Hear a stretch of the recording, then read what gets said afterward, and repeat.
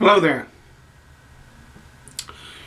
I was asked a question a day or so ago by a viewer on, I believe it was the Theory refresh, where I refreshed the razor on my Escher Thuringian. And he said, which one of them is best? Is Arkansas the best stone? Is the stone you're using the best stone? What's the best finishing stone? And, excuse me, it's morning. I need my caffeine. And that's a good question, and it's one that I get a lot. And so I wanted to try to address it here.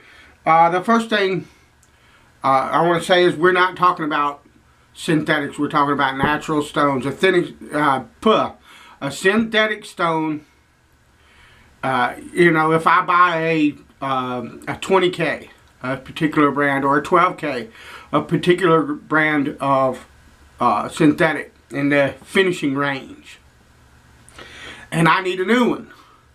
Excuse me, I have a bit of a cold as well. Try not to cough in your face. Then if I need a new one, and I want a new 12K or a new 20K, and I want the same consistency, well then I'll just go buy that same brand and that same grit, and I'll get the same thing because it's a synthetic and it is man-made, and it's all going to be the same. But with natural stones, there are variations even among the very best stones you find. But so that's one. And the second part of this is that I am only going to be talking about the natural stones that I use, which are a good representation of what I believe are probably the four most common time-tested finishers out there. And that is the Thuringian, or in this case this is an Escher, but Escher is a brand name. Yes, Escher is desired for a reason. They were well known to have a really strict high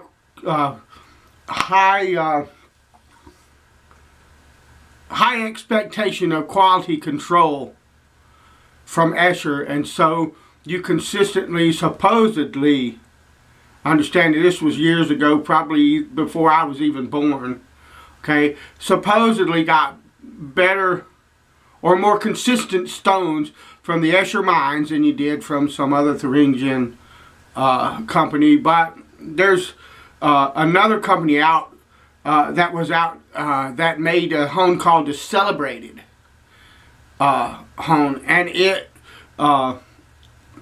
is also well regarded and well loved. So just because a stone says Escher or that other Celebrated or whatever, or whether it, you know, if you get a Thuringian and it don't have any markings on it at all, it doesn't mean that it's not a good stone. It just means that you don't know much about it and you need to test it. Not all of these, not all Thuringians are going to be finishers. But Thuringian and Conicals, not all Conicals are going to be finishers. But Conicals, J Nats, this is a Shobadani, but there are several different kinds, and J Nats run the range from mid-range stones all the way to finishers, and probably on up to so fine that you could almost consider them post-finishers. I have only experience with this one because J Nats are expensive and I can't afford them, and so I don't have the opportunity to go bats, you know, with the J Nats like other some others do, you know. I would if I had the money, because they're beautiful stones, and I'd love to at least play around with 3 or 4 different varieties of them, even if they weren't my stones. The only thing that would stop me is if someone loaned me the stone, I'd be scared to death to break a $300 or $400 or $500 stone and not be able to replace it. That kind of deal. But they're proven. And then finally, a good old American stone, Arkansas. Now this is a black Arkansas, but now Arkansas can range. People say there's no natural bevel setter, and I would kind of disagree from what I've read and from people that I've talked to, like Caleb McCullough, that know much more than I do about them. You know, Caleb knows a lot of the history and the lore of the Arkansas stones. All I know is, you know, when I grew up as a kid, that was the stone that you got. If you didn't have an Arkansas, where I grew up in the deep south, everything else, this right here was considered crap where I grew up from, unless you were talking about a razor honer or a professional honer of some kind that knew what he was talking about. But the country people where I come from, Arkansas, and if you didn't have an Arkansas, you didn't have jack. So, but Arkansas, there used to be a stone called a Washita. Now, there are stones being sold as Washita now that are actually basically very soft Arkansas, but they're not Washitas. Washitas are really difficult to come by now, from what I read. But the Washita, some of them are good bevel setters, and some of them are good mid-range stones from what I read. But I can also tell you that you can take and dress in Arkansas a certain way. In other words, through use of fine grit or rough grit sandpaper or loose silicon carbide grit or whatever. You can use lower grits on some of the soft Arkansas because there's a range. It's a natural. So you're going to have some softs that are going to approach to like a hard, and some softs that are going to be much softer. And if you get the right stone and dress it the right way, you can bevel set on an Arkansas stone. That's a natural bevel setter. I have one here that I use, that I rough up with, like, believe it or not, 60 grit sandpaper, and it'll set a bevel on a straight razor pretty easy. So it's just, you know, there are differences. They're all natural stones. But these four stones that I've shown you, they have a proven track record. They've been around for decades and decades and decades. And they've been around for, you know, millions of years actually. But they've been dug up and used for decades and decades. With the J-Nats, hundreds of years probably. With the Arkansas, hundreds of years. I don't know about the Conical and Thuringian, but I'm pretty sure the same goes for them. And so these are the ones that I'm focusing on. Alright? There are a lot of new finishers out there, probably in the last 5 or 10 years. With a lot of those, what you're doing is you're rolling the dice on whether or not you're going to get a good one. The people out there that are selling junky stones have figured out that it's the finishers that the people are willing to pay a lot of money for, and so everybody's got a magic finisher out now. This magic stone I just found and dug out of the ground, okay, so there's a lot more of that in the newer stuff than there is good quality stones. But there are a few stones that if you read and study of the newer stones, people are getting either good results or mixed results out of. So there are a few mixed in there that will serve you, but I don't know. I would not recommend any of them because I don't have any personal experience with them. I would recommend, if you're wanting to get into natural finishers, that you pick one of these, a Thury, a Cotty, a J-Nat, or an Arkansas stone. And on the Arkansas stone, you're going to need some kind of intermediate. And what I do a lot of times is, okay, I have a highly burnished edge on this side. On this side, you see the difference between the two? This side is almost matte. I can come off a 6K or an 8K and go straight to the highly burnished side I can't get the camera to do what it was on it, but I could come off that and go to that. There we go. That highly burnished side. Spend some time on there and finish a razor really nice. Or, you know, if you're talking about an Arkansas progression, that's a completely different thing. But the point that I'm making is all of these stones have been used for decades and decades, or centuries even, by people for tools, for knives, for razors, for scissors, for pretty much any kind of edge tool that you can think of that people needed an edge for. And depending on where you are in the world, they're highly revered, okay, as a finishing stone. Among other things, like I said, the Cotties go in a range below finishing as well. So do the Janats and Arkansas and stuff like that. So, but they're the point that I'm making is they're well tested.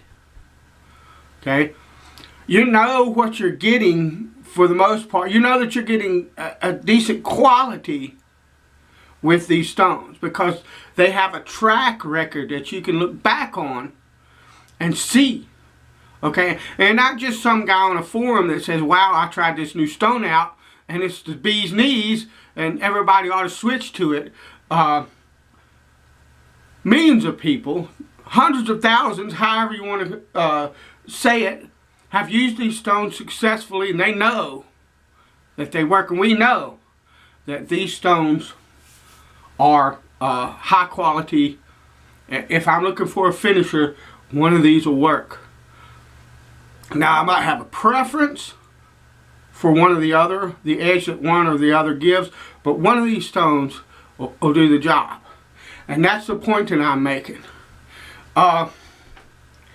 Asking me which one of these is best,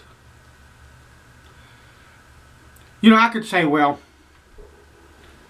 the Janat is the best thing since sliced bread. There's nothing that compares to it.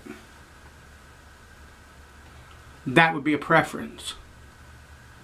It wouldn't be the truth, because another guy will come out and say, no, the Conical is the boss.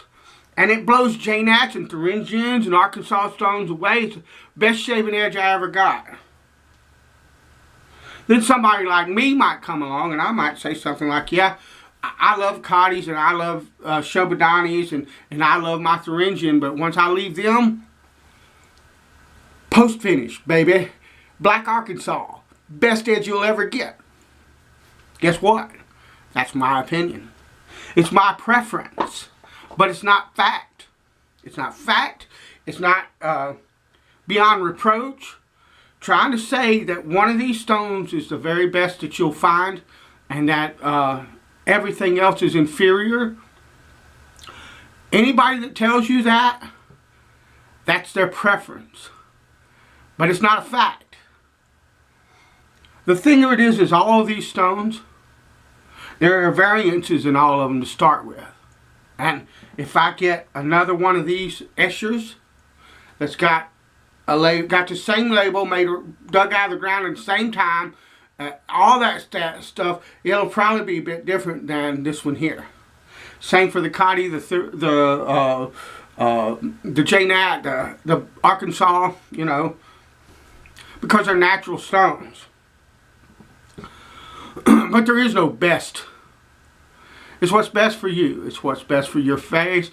It's the edge that you like the most. That's why you'll see a lot of times there are people that will gravitate toward a particular honer. If they don't hone themselves and they send their razors out, they'll gravitate toward that particular honer because they like that edge that particular person delivers for them. And the reason that person delivers that edge is the tools that they're using to achieve that edge, whatever it might be, and the skill of their hand and their mind when they hone it. And so I know guys that that will gravitate toward one particular person because that person uses a particular conical that just they think that's the best edge they've ever shaved with, or he uses a particular Janat or whatever. For them, that's the best edge that they've ever shaved with. But guess what? The next guy down the road is going to say, man, that was too harsh, or it was too sharp, or it wasn't sharp enough, or it wasn't smooth, or it was too smooth, or 1,000 other different things, adjectives that the guy could come up with to describe the fact that, you know, that edge that his buddy loves is not his cup of tea. So, what's the best? Well, guess what? You ain't going to like the answer. It's what's best for you. Guess how you find that out? You use these different stones until you find the one you like. Now, you don't have to. If you're new to honing and you got a conical, learn how to finish on it. Learn how to get great edges off of that conical. I guarantee you, if you try hard enough, you'll come up with an edge you'll like. Okay. There are people like Matt Robbins has a technique, a running water technique that he shared that he learned from another honer, and he'll tell you that. And the honer he's talking about is one of the guys that finishes on conicals, and people run to him because they like that cotty finish that he gives. If you look at some of his videos, his cracking the conical code or whatever it's called, the very first one, or I believe it's the first video, but it might be the second. He's got 3, or actually he's got 4. He's got a revised one that came after that. But anyway, he talks about the person and the fact that that's where he got it from. He doesn't make any bones about it. He's not pretending that the technique is his own, but what he has done is he took it a step further, and the guy that he's talking about, he finishes on water flat on the stone, and Dr. Matt, he likes to finish under running water because he gets more consistent results that way. But there are people on the internet, respected people, there are people within the community that know and understand these stones, and you can learn a lot from them to figure out, okay, how can I get the best from this particular stone. And I recommend that you watch lots of videos on YouTube, but be careful who it is you're watching.